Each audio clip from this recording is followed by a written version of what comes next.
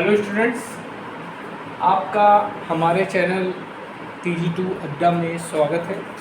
आज बच्चों जो आज हम वीडियो बनाएंगे ये आपका सिर्फ न्यूमेरिकल बेस्ड वीडियो होगा। इसमें मोस्टली जो क्वेश्चन आपके कंपटीशन एग्ज़ाम में पूछे गए हैं उनको मैं सॉल्व कराऊंगा। कोशिश करिएगा पूरा वीडियो देखिए, क्योंकि इसमें हम आए हुए क्वेश्चंस को सॉल्व करेंगे। ठीक, देखिए ये क्वेश्चन जो है यूपी आर्बिनल में 2015 में पूछा गया है, जेई का क्वेश्चन है।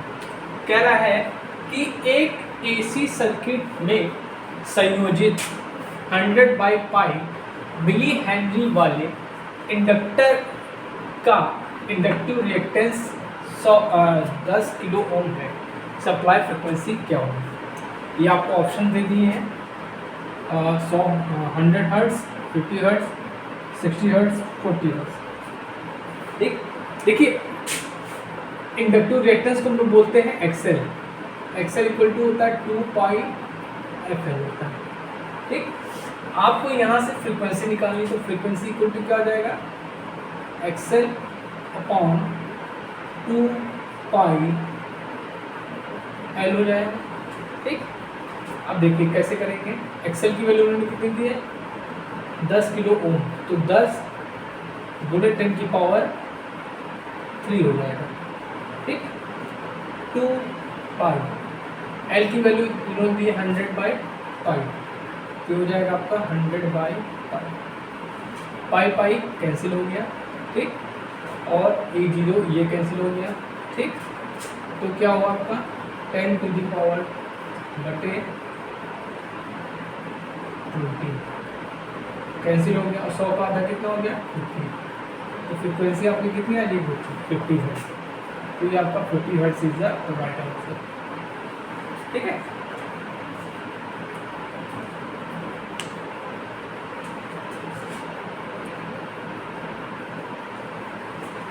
अब देखिए अगला क्वेश्चन देखते हैं। ये आपका DMRC में 2015 में आया था। क्या कह रहा है? दिए गए श्रेणी RL परिपथ में प्रतिरोध के सापेक्ष विभव 30 वोल्ट है तथा प्रेरकत्व के सापेक्ष 40 वोल्ट है। परिपथ का संपूर्ण विभव होगा। देखिए ये आपका R हो गया और ये आपका L हो गया। ठीक, और ये आपका सप्लाई हो गया। ठीक, ये आपका R हो गया, ये आपका L हो गया। ठीक, अब क्या कह रहा है? प्रतिरोध के सापेक्ष, मतलब ये जो वोल्टेज है, ये आपका जो VR है, ये कितना दे दिया इन्होंने? 30 वोल्ट दे दिया। और प्रतिरोध के सापेक्ष मतलब ये जो आपका VL है, ये कितना दे दिया उन्होंने? 40।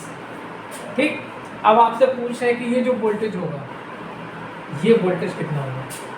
तो हम लोग जानते हैं कि V इज इक्वल टू होता है अंडररूट टाइम्स ऑफ VR का स्क्वायर प्लस VL का स्क्वायर।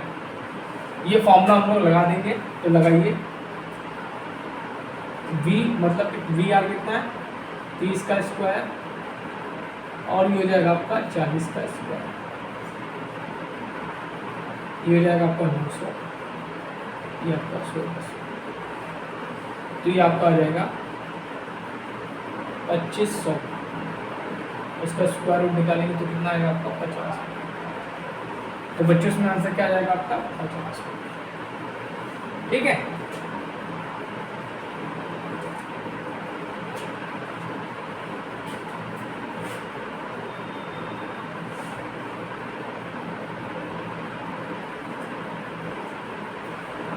ये क्वेश्चन दे रहा है एक श्रेणी परिपथ में रेजिस्टेंस की वैल्यू उन्होंने दे दी है कि आपको 4 ओम दे दी है। एक्सएल की वैल्यू दे दी इन्होंने 12 ओम तथा एक्सी की वैल्यू दे दी इन्होंने 9 ओम, और सप्लाई 200 वोल्ट और की जो फ्रिक्वेंसी वो 40 होती है।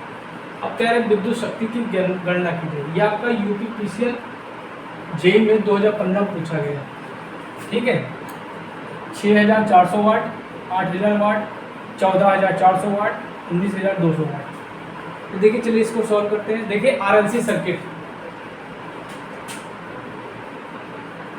ये आपका आर हो गया, ये आपका एल हो गया, ये आपका सी हो गया। इसको हमने सप्लाई दे दी है कितनी 200 वोल्ट की, जो भी आपका कितना है 200 वोल्ट, और फ्रिक्वेंसी आपकी कितनी है 50 हर्ट्ज। ये आपका आर एल सी, ठीक। अच्छा, तो अब हम क्या करेंगे, पहले यहाँ से हम लोग निकालेंगे बच्चों इम्पिडेंस। इम्पिडेंस मतलब प्रतिबाधा। तो प्रतिबाधा इक्वल टू क्या होता है इसमें, R square plus XL minus XC का होल स्क्वायर, इससे हम लोग निकालेंगे, ठीक। देखिए आर की वैल्यू कितनी दी थी इन्होंने 4 का स्क्वायर प्लस एक्सएल की वैल्यू कितनी थी 12 माइनस 9 का स्क्वायर, कितना हो गया 16। 12 में से 9 गया, बचा आपका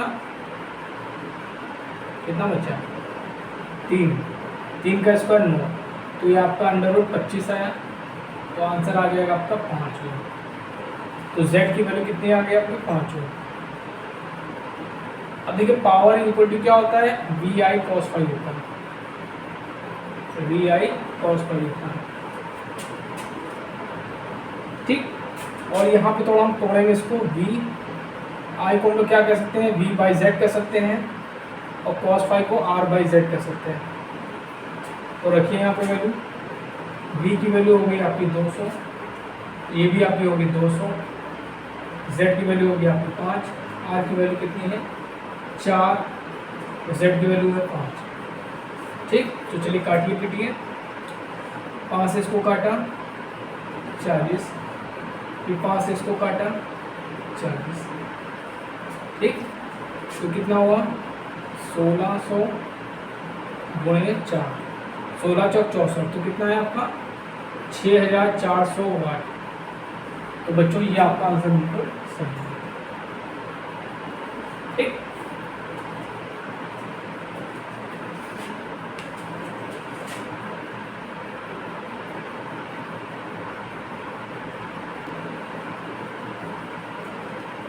चलिए बच्चों अगला क्वेश्चन देखते हैं। ये आपका एसएससी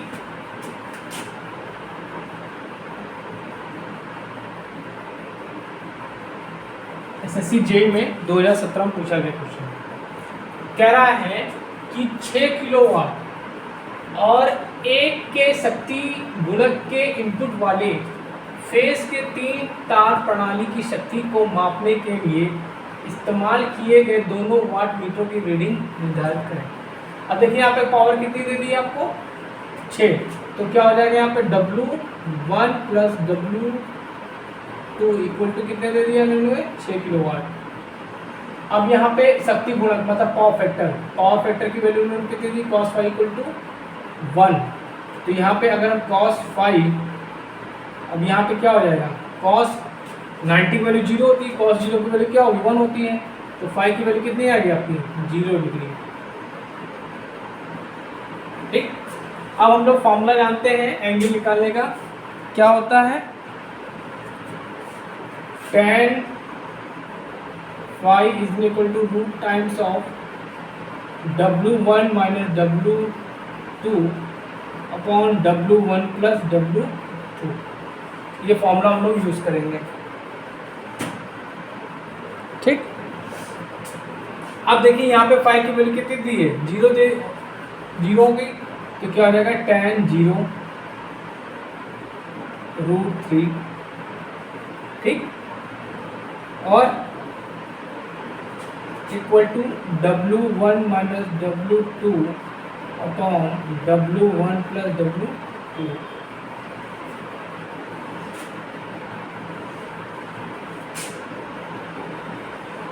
अब देखिए tan 0 की वैल्यू क्या होती है, वैल्यू 0 होती है, tan 0 की वैल्यू 0, तो यहाँ पर लग दिया 0 √3 टाइम्स W1 माइनस W2, और ये भी ये इसका इधर मल्टीप्लाई हो जाएगा तो क्या हो जाएगा 0 हो जाएगा, तो क्या हो जाएगा W√3 W1 minus W2 equal to 0, so W1 minus W2 equal to 0, so W1 बराबर W2, W1 और W2 की वैल्यू क्या होगी, सेम होगी। अब ये वैल्यू उठा के इसमें हम रख देते हैं, तो क्या हो जाएगा 6W1,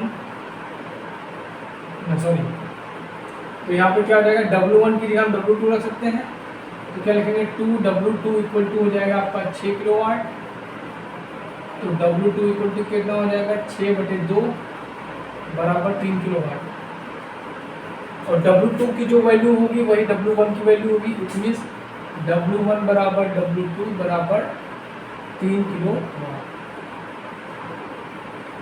तो बच्चों इसमें आंसर क्या जाएगा आपका, ये 3,3, 3 आपका W1 की वैल्यू होगी, दूसरी W2 की होगी, ठीक।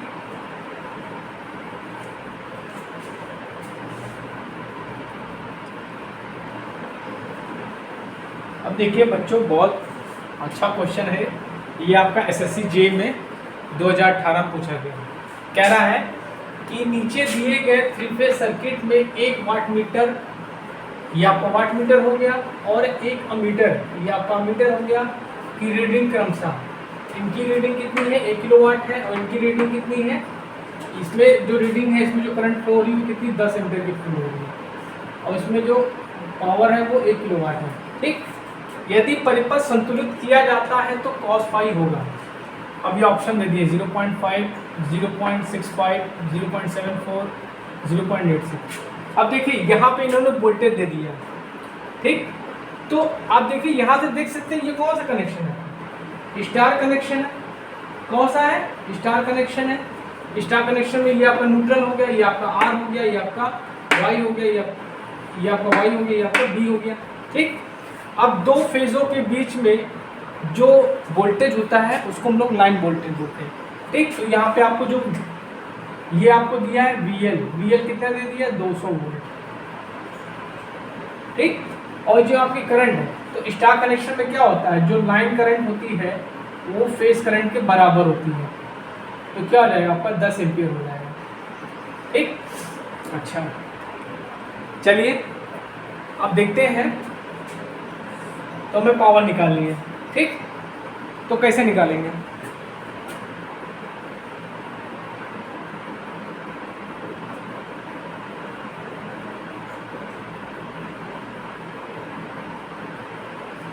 चलिए तो देखिए पावर इक्वल टू क्या होता है, √3 VL/IL cos फाई होता है।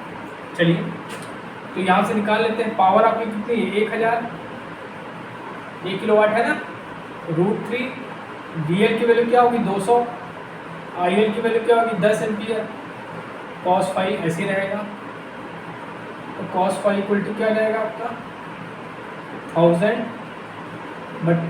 बटे √3 इंटू 200 इंटू 10, ठीक। चलिए काट पीट करते हैं,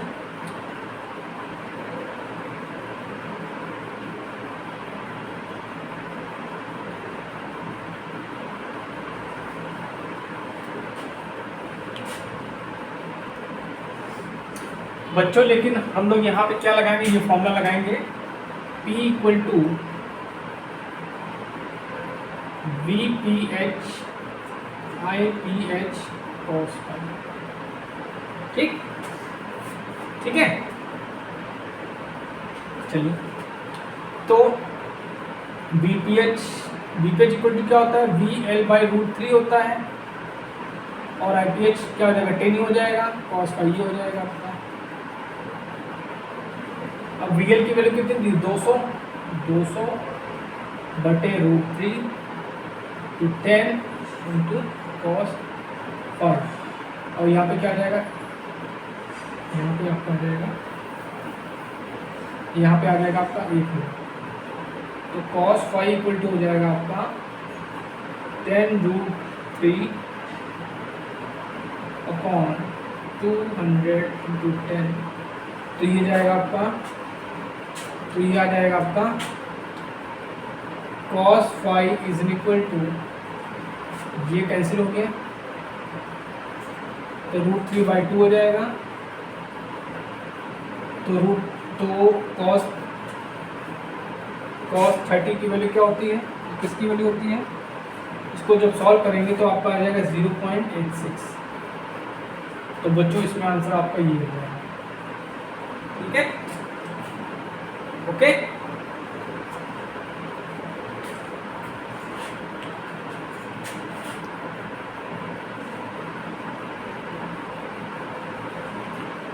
देखिए ये क्वेश्चन पूछा गया है सिक में 2019 में।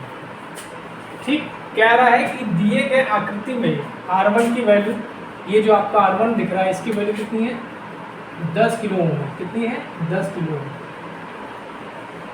R2 की वैल्यू कितनी है, 15 किलो ओम। R3 की वैल्यू क्या है, 30 किलो ओम है। और R4 का मान ज्ञात करना है।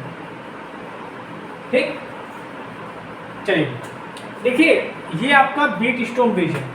कौन सा ब्रिज है आपका, ये बीट स्टोन ब्रिज है।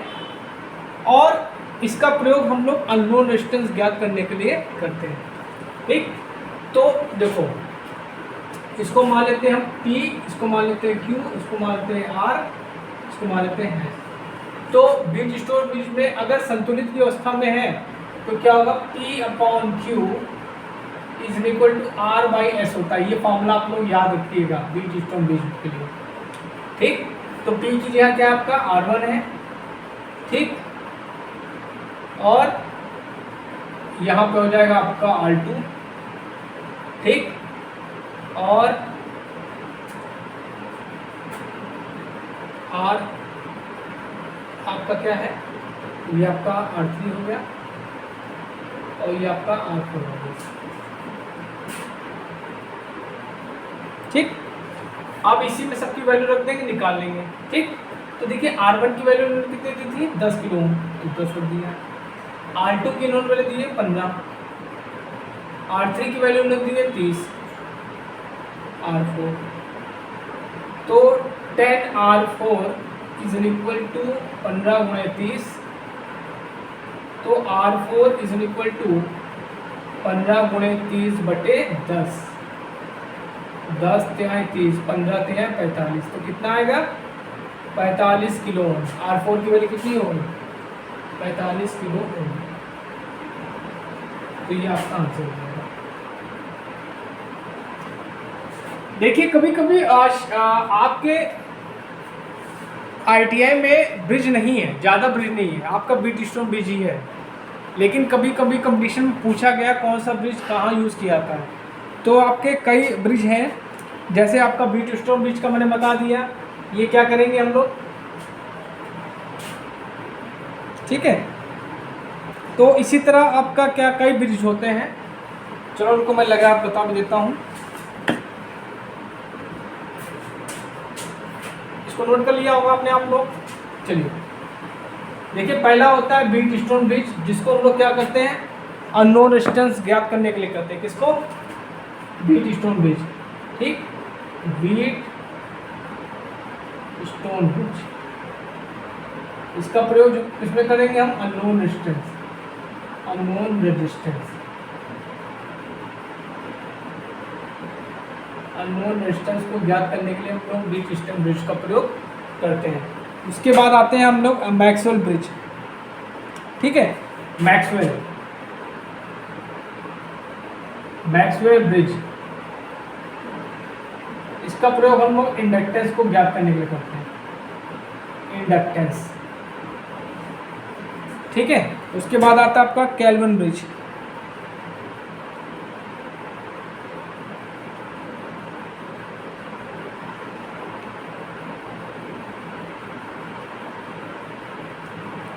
ठीक है,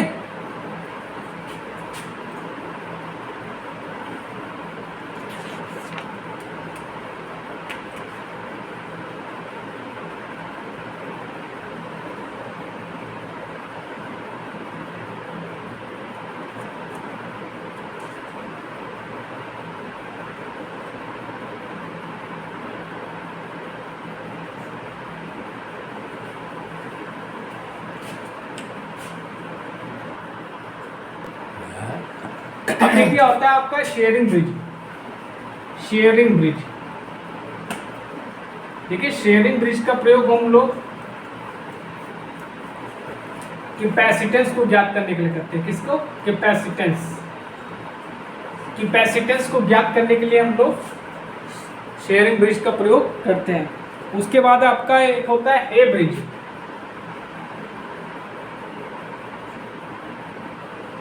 लड़कों को ब्रिज पढ़ाए हो ये सब, पढ़ाई कराए हो? हे ब्रिज, ठीक है। इसका प्रयोग हम लोग क्या करते हैं? हाई क्वालिटी फैक्टर ज्ञात करने के लिए करते हैं। किसका? High quality factor. High quality factor,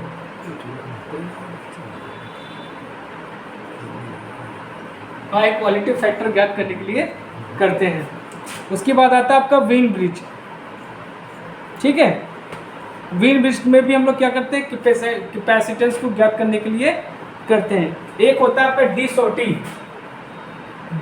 bridge. D-shorty bridge का प्रयोग हम लोग कहाँ करते हैं? डी-शॉर्टी ब्रिज का प्रयोग हम लोग स्टैंडर्ड कैपेसिटेंस ज्ञात करने के लिए करते हैं। स्टैंडर्ड कैपेसिटेंस ज्ञात करने के लिए करते हैं,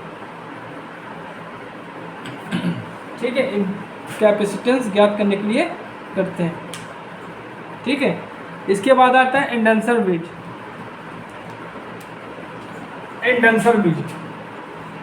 एंडरसन ब्रिज, इसका प्रयोग हम लोग यही अननोन इंडक्टेंस ज्ञात करने के लिए करते हैं। Unknown inductance.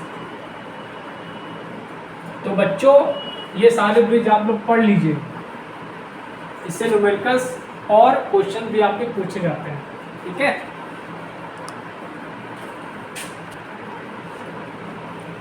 अब देखिए ये क्वेश्चन जो है इसी में सब कुछ मैं आपको बता देता हूँ, ठीक है। क्योंकि मेरा मानना है कि कोई भी क्वेश्चन करिए उससे रिलेटेड आसपास के जितने भी क्वेश्चन बने उनका आप क्या कर डालिए? ऑपरेशन कर डालिए। देखिए क्या कह रहा है कि एक जनरेटर की आवृत्ति क्या होगी? बहुत इंपॉर्टेंट चीज है। जब इसमें पोल्स की संख्या 8 है, ठीक, 50 हर्ट्ज होगी, 52 हर्ट्ज होगी, 60 हर्ट्ज होगी और 65 हर्ट्ज होगी, ठीक। देखिए स्पीड इक्वल टू क्या होता है? 120 f/p। अब देखिए यहाँ पे कितने फ्रीक्वेंसी पूछ रहा है, ठीक, ओके।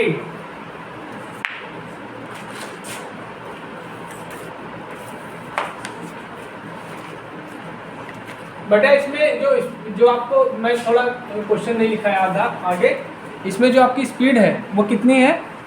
750 RPM, 750 RPM. इसको मैं लिखना भूल गया था, ठीक। तो फ्रीक्वेंसी आपको निकालनी है, पोल्स आपके कितने दे दिए? 8 दे दिए। तो आपकी स्पीड कितनी होगी? 750। तो F इक्वल टू कितना हो जाएगा? 750 गुणे 8/120। इससे इसको काटो, ठीक। अच्छा, और 4 दूनी 8, 4 तेई 12। इसको काटो, 3 एकम 3 दूनी 6, 3 बचे 15, ठीक। तो कितनी है फ्रीक्वेंसी आपकी? कितनी आ गई? 50 हर्ट्ज,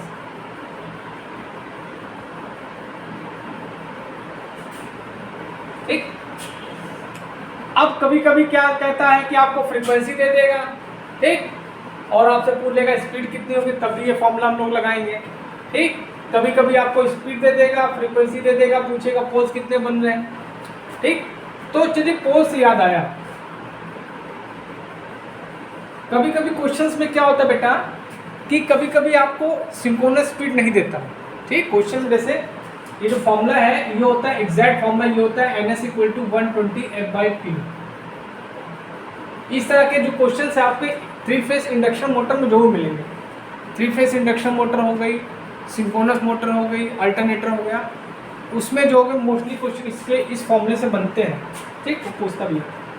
देखिए अगर यहाँ पे पोल बराबर 2 होंगे, अगर आपके मशीन में पोल 2 बनने होंगे तो स्पीड क्या होगी, चलिए रखते हैं। तो ns इक्वल टू 120, फ्रीक्वेंसी आपकी इंडिया में कितनी है 50 हर्ट्ज, तो 50 लेंगे पोल 2, तो ये हो जाएगा आपका 60, तो कितना है आपका 3000। ठीक, तो बच्चों जो मैं चीज लिखने जा रहा हूँ बहुत काम की चीज है, इसको दिमाग में अपने बैठा लीजिए। अगर आपके पोल 2 होंगे तो सिंक्रोनस स्पीड आपकी कितनी होगी 3000। ठीक, अगर आपके पोल 4 होंगे तो सिंक्रोनस स्पीड आपकी कितनी होगी 1500 होगी। अगर पोल आपके 6 हो गए तो सिंक्रोनस स्पीड आपकी कितनी होगी 1000। और अगर आपके पोल 8 हो जाएंगे तो सिंक्रोनस स्पीड आपकी 750 होगी। ये चीज आपको दिमाग में बैठा लेनी है, क्योंकि इससे न्यूमेरिकल्स आपके पूछे जाते हैं। या तो आपको पोल दे देगा तो आपसे पूछेगा स्पीड कितनी होगी, या तो क्या हो जाएगा पोल दे देगा सिंक्रोनस स्पीड दे देगा, पूछेगा आपकी फ्रीक्वेंसी कितनी होगी। ठीक है, तो बच्चों आज के लिए इतने क्वेश्चन बहुत हैं। नेक्स्ट लेक्चर में आपको मैं और क्वेश्चन सॉल्व कराऊंगा। ठीक है, तब तक आप लोग मेरे वीडियोस को जरूर देखिए और कंपटीशन की तैयारी करिए, निश्चित तौर पे आप सफलता प्राप्त करेंगे। और लगभग 15-20 दिन बाद आपकी जो है बिहार TGT की वैकेंसी आने वाली, स्टार्ट होने वाली है भरने के लिए। ठीक है, थैंक यू।